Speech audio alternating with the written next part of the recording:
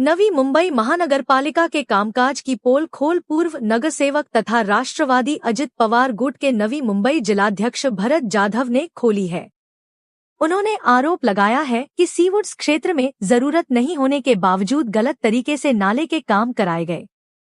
साथ ही उद्यान विभाग में डाली गई मिट्टी की रॉयल्टी नहीं भरी गई। इसके अलावा शहर में लगाई गई कचरा कुंडियों में कागजों और वास्तविक रूप से लगाई गई कुंडियों की संख्या में करीब 34 से 35 कुंडियों का अंतर होने का मुद्दा भी भरत जाधव ने शासन के सामने उठाया है। भरत जाधव ने बताया कि इस मामले का संज्ञान विधानसभा उपाध्यक्ष अन्ना बनसोड़े ने भी लिया है।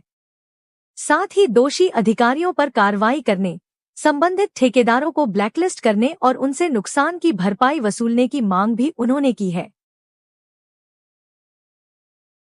सिवुड सेक्टर 48 येथील डॉक्टर बाबासाहेब आंबेडकर उद्यान, त्याचबरोबर गटार आणि डस्टबिन या घोटाळ्याबाबत सातत्याने पाठपुरावा करून आयुक्तांनी चौकशी अधिकारी म्हणून अतिरिक्त आयुक्तांची नियुक्ती केली।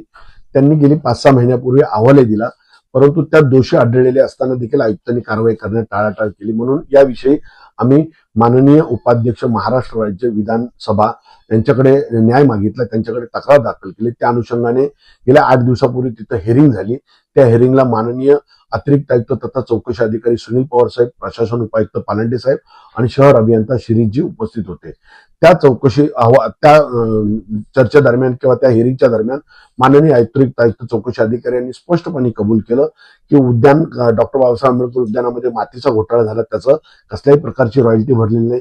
त्याचबरोबर त्या उद्यानामध्ये आवश्यक असणारी उद्यान विभागाची कामं उद्यान विभागाऐवजी शहर अभियंता विभागाने केली, जी चुकीची आहेत, नियमबाह्य आहेत। त्याचबरोबर गटर कामामध्ये ज्या ठिकाणी गटरची गरज नव्हती त्या ठिकाणी गटर बांधलेले, त्या गटरामध्ये एक थेंबही पाणी जात नाही। वन साइड स्लोप, दुसऱ्या बाजूला गटर फुटपाथ असताना विरुद्ध दिशेला गटर बांधलं। शिवाय त्याची फाईल हरवली गेली का चोरीला गेली त्याचाही काही रेकॉर्ड नाही। आणि ज्या डस्टबिनच्या बाबतीतला विषय होता, एकूण 303 डस्टबिन बसवल्याचे फाईलमध्ये निदर्शनास आले आणि स्वच्छता विभागाकडून त्याचा अहवाल मागवला, त्यावेळेस त्यांना 287 डस्टबिन आढळल्या अहवालामध्ये। आणि एकूण उरलेल्या 43 डस्टबिन आहेत, त्या 43 डस्टबिन चोरीला गेल्या किंवा हरवल्या याचं कुठेही पोलीस स्टेशनला रेकॉर्ड नाही किंवा त्या डम्पिंग ग्राउंडला जमा केल्या असंही रेकॉर्ड नाही। म्हणजे त्या बोगस बिलं काढली गेली काय हे देखील त्या अहवालातून सिद्ध झालेले। म्हणून याविषयी आमची आयुक्तांना विनंती आहे की यात म्हणजे जे दोषी अधिकारी असतील, ठेकेदार असतील, त्यांच्यावर कारवाई झाली पाहिजे, त्यांच्यावर गुन्हे दाखल झाले पाहिजे। आणि त्याच्याही पलीकडे मला आश्चर्य वाटतं आयुक्तांचं, या विषयामध्ये गटार घोटाळ्यात जो उपअभियंता दोषी आहे त्या उपअभियंत्याला कार्यकारी अभियंत्याचा अतिरिक्त चार्ज देऊन वाशी विभाग कार्यालय आणि तुमचं ठाणे बेलापूरचं 400 ब्रिजचं काम त्यांना देण्यात आलं। हे फार मोठी दुर्दैवी बाब आहे। म्हणजे आयुक्त साहेब भ्रष्टाचाराच्या विरुद्ध काम करतायत का भ्रष्टाचारांसाठी समर्थनात काम करतायत? उद्या असं वाटायला लागलं की आयुक्त साहेबांच्याच काळातील प्रशासकीय काळातील सर्व कामाची चौकशी करण्याची मागणी आम्ही माननीय विधानसभा उपाध्यक्ष महाराष्ट्र राज्य यांच्याकडे करणार आहेत, विधानसभेच्या उपाध्यक्षांकडे। साहेब, हे माननीय उपाध्यक्ष विधानसभा यांच्या इथं झालेली हिअरिंग आहे आणि हे त्याचं मिनिट्स आहे। मिनिट्स मध्ये अतिरिक्त आयुक्तांनी स्पष्टपणे कबूल केलेले की तिन्ही विषयामध्ये घोटाळा झालेला आहे। आणि एवढंच नव्हे तर माननीय उपाध्यक्ष यांनी त्याच्या मिनिट्स मध्ये आदेश दिलेले की जे दोषी ठेकेदार आणि अधिकारी आहेत त्यांच्यावर जाणीवपूर्वक पालिका कारवाई करत नाही तरी पुढील 7 दिवसात त्यांनी कारवाई करावी आणि केलेल्या कारवाईचा तपशील कार्यालयात कळवावा। पुढील 7 दिवसात, 8 दिवसात, 10 दिवसात त्याची हिअरिंग होईलच। बाकी विधानसभा उपाध्यक्ष आदरणीय बनसोडे अण्णांच्या समोर जो निर्णय येईल तो आपल्याला माहितच पडेल भविष्यात।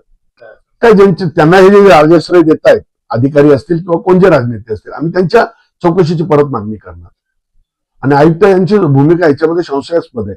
आयुक्त वास्तविक पाहता मी गेल्या आठवड्यात भेटायला गेलो, तुम्ही त्यांच्याशी या भ्रष्टाचाराच्या विषयावर बोलतोय आणि आयुक्त त्यांचा चेअर सोडून अँटी चेंबरकडे चालले। मी आयुक्तांना एवढं बोललो, साहेब आपण असं काय करतायत?